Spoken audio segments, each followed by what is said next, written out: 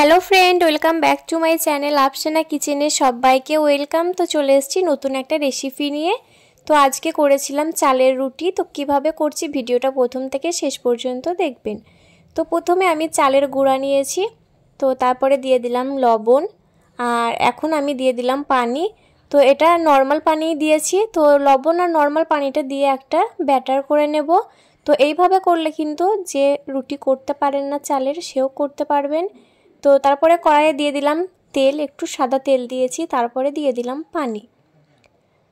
তো তারপরে দিয়ে দিলাম একটু লবণ, আর এখন যে ব্যাটারটা করে রেখেছিলাম ওই ব্যাটারটা কিন্তু দিয়ে দিলাম। তো ব্যাটারটা কিন্তু খুবই পাতলা করেছিলাম। তো ব্যাটারটা দেওয়ার পর এখন নাড়তেই থাকবো যতক্ষণ না একটা ঘন ব্যাটার তৈরি হচ্ছে। তো এই যে দেখুন অনেকটাই কিন্তু ঘন হয়ে গেছে, আর দেখতে কিন্তু খুব সুন্দর লাগছে। এখন আমি দেব অল্প অল্প করে চালের গুঁড়া। তো এখন অল্প অল্প করে আমি চালের গুঁড়া এভাবে দিতেই থাকবো। আর এটা পারফেক্ট হয়েছে কি আপনারা বুঝবেন কি করে? যখন দেখবেন কড়াই থেকে এমন উঠে চলে আসছে তখন বুঝবেন এটা পারফেক্ট হয়েছে। তো তারপরে এখন একটা বাসন নিয়েছি আর আমি দিয়ে দিলাম। তো তারপরে এটা আমি ঠান্ডা করে নিয়েছি, আর ঠান্ডা করে নেওয়ার পর এখন আমি ভালো করে ময়াম দিয়ে নিচ্ছি। তো হালকা কিন্তু পানি দিচ্ছি হাতে আর দিয়ে নিচ্ছি, কারণ এটা হালকা গরম আছে, আর হালকা গরম অবস্থাতেই কিন্তু এটা করে নিতে হবে। তো ভালো করে ময়াম দেওয়ার পর এখন আমি গোল গোল করে নিচ্ছি হাত দিয়ে, যাতে আমার বেলতে সুবিধা হয়।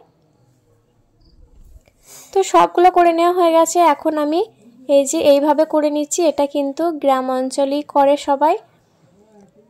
তো এটা করে নেওয়ার পর কিন্তু যখন আমি বেলবো খুব সহজে আর খুব কম সময়ে বেলে নেওয়া হয়ে যাবে।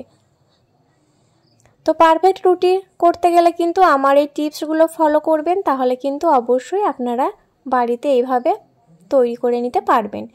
তো তারপরে এই দেখুন কতটা পাতলা করে বেলে নিয়েছি আমি, কতটা বড় হয়েছে দেখে আপনারা বুঝতেই পারছেন যে কতটা পাতলা হয়েছে রুটিটা। তো এইভাবে আমি বাকি সবগুলো তৈরি করে নিয়েছি। আর এখন আমি তাওয়া বসিয়ে দিয়েছি, আর তাওয়ার এখন আমি দিয়ে দিলাম রুটি। তো তারপরে হালকা করে আমি এখন সেঁকে নেব। এই রুটি বেশিক্ষণ সেঁকে নেওয়ার দরকার নেই, হালকা করে জাস্ট একটু সেঁকে নিলেই হয়ে যায়। তো এইভাবে আমার মতো কে কে বাড়িতে চালের রুটি তৈরি করেন আমাকে কমেন্টে অবশ্যই জানাবেন। আর আমার এই রেসিপিটা যদি ভালো লেগে থাকে সেটাও আমাকে জানাবেন।